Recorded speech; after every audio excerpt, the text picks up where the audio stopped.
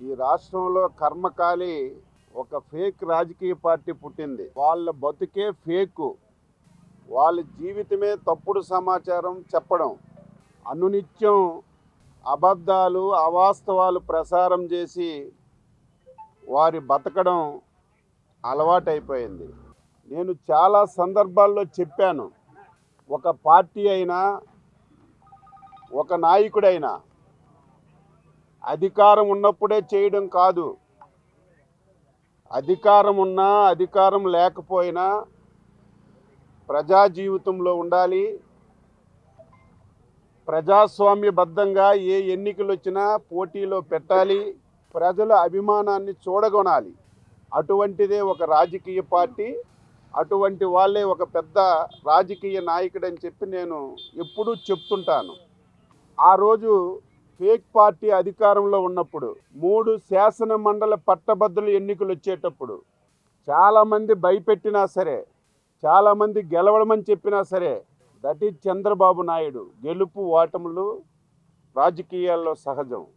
ఒక రాజకీయ పార్టీగా ప్రజాస్వామ్యబద్ధంగా జరుగుతున్నటువంటి గ్రాడ్యుయేట్ ఎలక్షన్స్లో మనం పోటీ చేద్దాం, ప్రజలకి యువకులకి చైతన్యపరుద్దాం, తప్పనిసరిగా మనం గెలుస్తామని చెప్పి మేము అధికారం లేకపోయినా మాకు భయపెట్టిన 2023వ సంవత్సరంలో 3 గ్రాడ్యుయేట్ ఎలక్షన్స్కి పోటీలో పెట్టి ఆ రోజు అధికారంలో ఉన్నటువంటి ఫేక్ పార్టీని చిత్తుగా ఓడించిన విషయాన్ని ఒక్కసారి మళ్ళీ గుర్తు చేస్తున్నాను.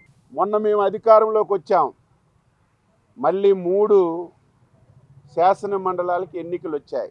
కృష్ణా, గుంటూరు, తూర్పు, పశ్చిమ గోదావరి, ఉత్తరాంధ్ర 3 జిల్లాలు. అక్కడ టీచర్సు, ఇక్కడ గ్రాడ్యుయేట్స్. నేను చెప్పాను ఫేక్ పార్టీ. ఈరోజు ఉత్తరాంధ్రలో టీచర్ ఎలక్షన్స్ ఫలితాలు వచ్చాయి. ఫలితాలు వస్తే సాయంత్రం నుంచి ఫేక్ టీవీల్లో, ఫేక్ సోషల్ మీడియాలో 9 మాసాలకే ఎన్డీఏ పార్టీ మీద ఉపాధ్యాయులకి మొగమాటం వచ్చింది, ఓడిపోయారని చెప్పి తప్పుడు సమాచారం, సిగ్గుమాలిన సమాచారం, సమాజం అసహించుకుంటుందని ఆలోచన లేకుండా ఇష్టం వచ్చినట్టుగా ఫేక్ ప్రచారం చేస్తున్నారు. ఈరోజు 3 ఎన్నికలు జరిగితే ఈరోజు చిత్తుగా ఓడిపోయిన వాళ్ళు మీరు. కనీసం నీ పార్టీ నుంచి అభ్యర్థులను కూడా పెట్టుకోలేనటువంటి దౌర్భాగ్యమైనటువంటి పార్టీ నీది, నువ్వు అని చెప్పి నేను తెలియజేస్తున్నాను. ఈరోజు అభ్యర్థుల్ని పెట్టకుండా ఒక ముసుగులో డ్రామాలు ఆడారు. ఈరోజు ఈ 2 గ్రాడ్యుయేట్ ఎలక్షన్స్లో పీడిఎఫ్ ముసుగులో వైసీపీ ఇక్కడ డ్రామాలు ఆడింది. ఇది జగమరిగిన సత్యం. ఈ 2 శాసన మండలి ఎన్నికల్లో వైసీపీ పార్టీ పీడిఎఫ్కి సపోర్ట్ చేసింది. వారికి సందర్భంగా అడుగుతున్నాను, ఈ 2 స్థానాలు బంపర్ మెజార్టీతో ఈ 2 స్థానాలు తెలుగుదేశం పార్టీ అభ్యర్థులు గెలుచుకుంటున్నటువంటి విషయం ఈరోజు ఈ సందర్భంగా తెలియజేస్తున్నాను. మీరు సపోర్ట్ చేసినటువంటి పీడిఎఫ్ అభ్యర్థులు చిత్తుగా ఈ 2 స్థానాల్లో ఓడిపోతున్నారు. ఇక 3వది ఉత్తరాంధ్ర ఉపాధ్యాయ ఎమ్మెల్సీ ఎన్నిక. మేము ఓపెన్గా రఘువర్మ గారికి, శ్రీనివాసులు నాయుడు గారికి, వీళ్ళిద్దరు, ఎందుకంటే అక్కడ మేము క్యాండిడేట్కి పెట్టలేదు, మా తరపున అక్కడ క్యాండిడేట్ లేరు. అక్కడ యూటీఎఫ్ ముసుగులో వైసీపీ అక్కడ టీచర్ ఎన్నికల్లో పోటీ పెట్టింది.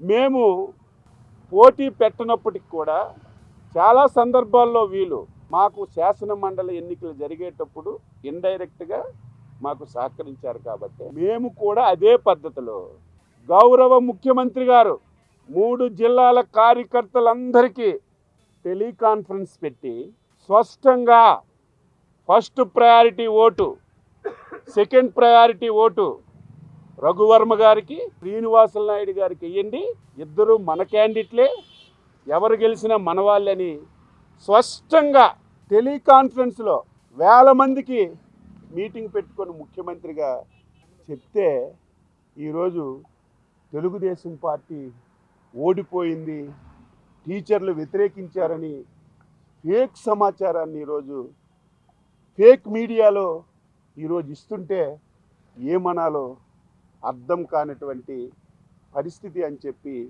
ఈ సందర్భంగా తెలియజేస్తున్నాను. ఇటువంటి ఫేక్ ప్రచారాలు చేసి ప్రజల్ని తప్పుదోవ పట్టించడం వారికి అలవాటైపోయింది. మీరు ఎన్ని ఫేక్ ప్రచారాలు చేసినా ప్రజలు నమ్మరని ఈ సందర్భంగా తెలియజేస్తున్నాను. Please subscribe to Leo News for more videos.